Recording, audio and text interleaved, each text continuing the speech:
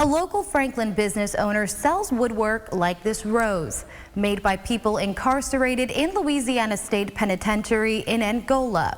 And now this store owner will be distributing lumber as well. Beautiful job, real tedious, real time consuming, which they have a lot of.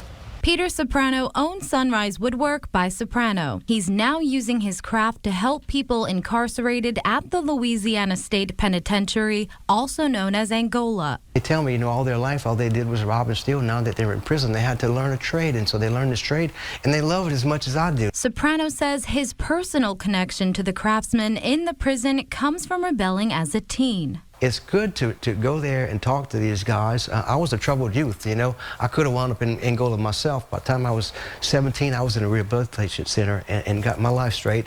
And here I am. I'm a product of Teen Challenge, Soprano was granted permission by the warden last week to deliver lumber to the prison. They approached us and said that we could start doing that. I have to send them a list of what supplies I have, and I can deliver twice a month. But they also want me to deliver the glue and screws and nails and things like that nature. Soprano says the idea of becoming a supplier came to him years ago when he attended the Angola rodeo. They have this huge craft shows every year that the prisoners make all this furniture and beautiful things, but there's a need for them for lumber. So when he heard they needed supplies, he offered to help. Soprano sells some of their artwork like paintings, woodwork, and leatherwork in his store. I have a lot of this stuff in my shop now. I've been featuring this stuff in my shop since I bought the store in March. And they're really excited about that because some of them don't have money and things, and I'll be able to trade lumber for items that they make, and then the next time they can sell their items that I brought the lumber for and make money, and they can have their money to buy from me in the future. Soprano is looking forward to what's next.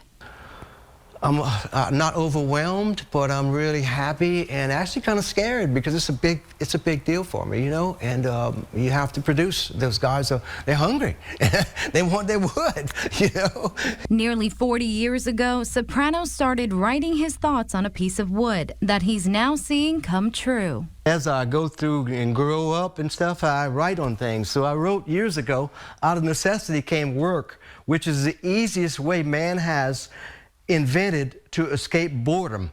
Soprano says Louisiana State Penitentiary in Angola will receive his first shipment of lumber next month, and we will soon see items made brought into the store here for sale.